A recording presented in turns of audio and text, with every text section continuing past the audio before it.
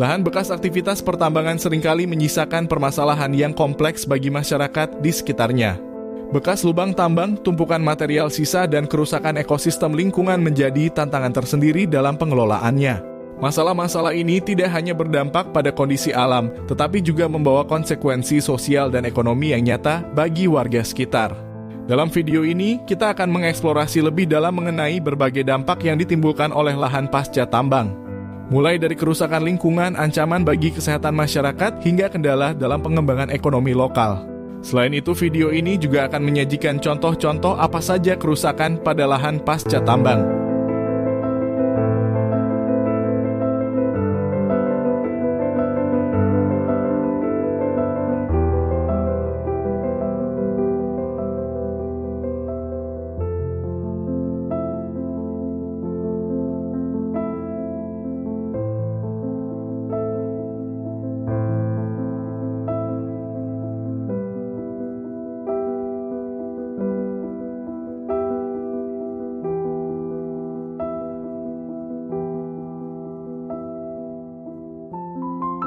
Indonesia merupakan salah satu negara penghasil timah terbesar di dunia.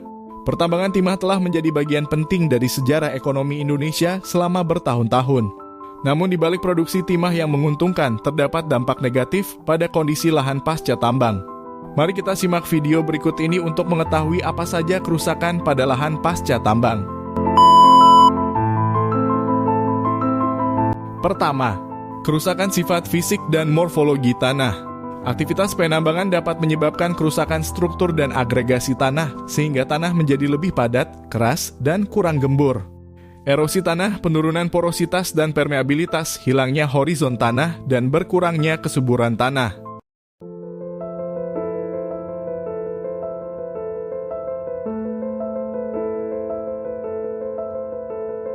Aktivitas penambangan yang intensif menyebabkan terjadinya kerusakan pada sifat fisik tanah di area lahan pasca tambang. Tanah menjadi padat dan keras akibat terpadatnya struktur pori-pori tanah, sehingga menghambat penetrasi akar tumbuhan dan pergerakan air.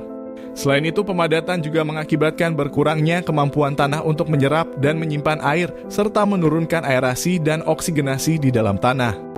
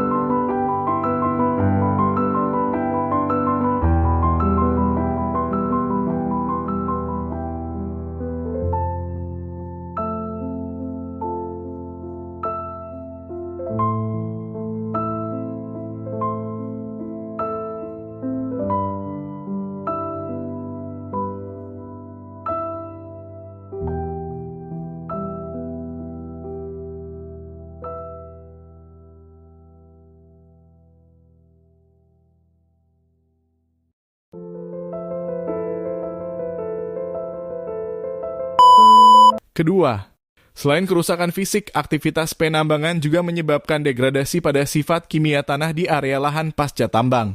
Tanah menjadi miskin hara dan unsur-unsur penting bagi pertumbuhan tanaman seperti nitrogen, fosfor, dan kalium.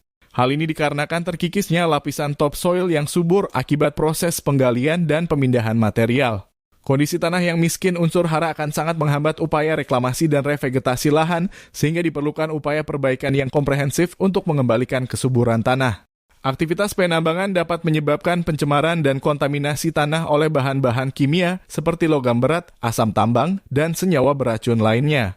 Minimnya bahan organik pada tanah lahan pasca tambang membuat struktur tanah tidak lengkap sehingga kesuburannya pun rendah. Ketiga, struktur vegetasi kelompok organisme dan habitat. Aktivitas penambangan yang intensif sangat berdampak buruk terhadap struktur vegetasi di area sekitarnya. Proses penggalian, pembongkaran, dan pemindahan material secara besar-besaran menyebabkan hilangnya vegetasi asli, baik berupa pepohonan, semak belukar, maupun tanaman penutup tanah. Kondisi ini tidak hanya mengubah lanskap lahan menjadi gersang, tetapi juga menghancurkan tatanan ekosistem yang telah terbentuk sebelumnya. Selain itu, pemadatan tanah akibat aktivitas alat-alat berat juga mengakibatkan rusaknya struktur tanah dan terhambatnya pertumbuhan akar tanaman. Kondisi ini membuat sulit bagi vegetasi untuk tumbuh kembali di area tersebut. Semakin parah kerusakan yang terjadi, semakin sulit pula upaya rehabilitasi dan revegetasi dilakukan. Oleh karena itu, pengelolaan lahan pasca tambang harus dilakukan secara komprehensif untuk memulihkan struktur vegetasi yang rusak.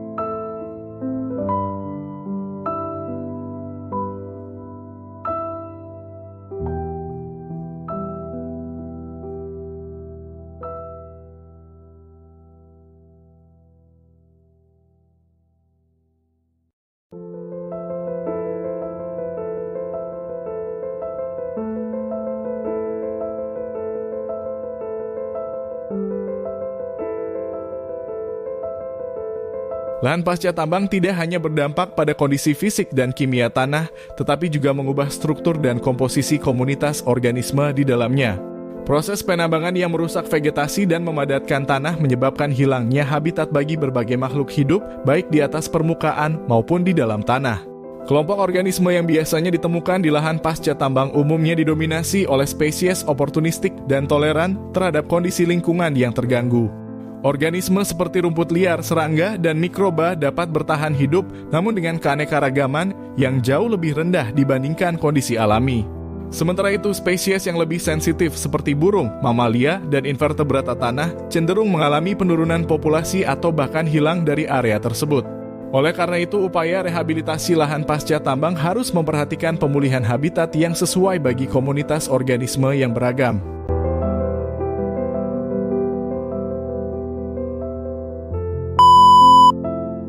Keempat, selain dampak terhadap struktur tanah dan komunitas organisme, aktivitas penambangan juga dapat mengubah iklim mikro di area lahan pasca tambang. Hal ini terutama terjadi pada lahan bekas tambang yang kemudian dimanfaatkan untuk pengembangan perkebunan seperti kebun kelapa sawit. Pada lahan pasca tambang yang telah ditanami sawit, iklim mikro lingkungan cenderung lebih kering dan panas dibandingkan kondisi alami. Hal ini disebabkan oleh minimnya tutupan vegetasi bawah akibat kompetisi dengan tanaman sawit yang dominan. Kondisi ini dapat mempersulit pertumbuhan tanaman lain selain sawit, serta meningkatkan risiko kebakaran lahan.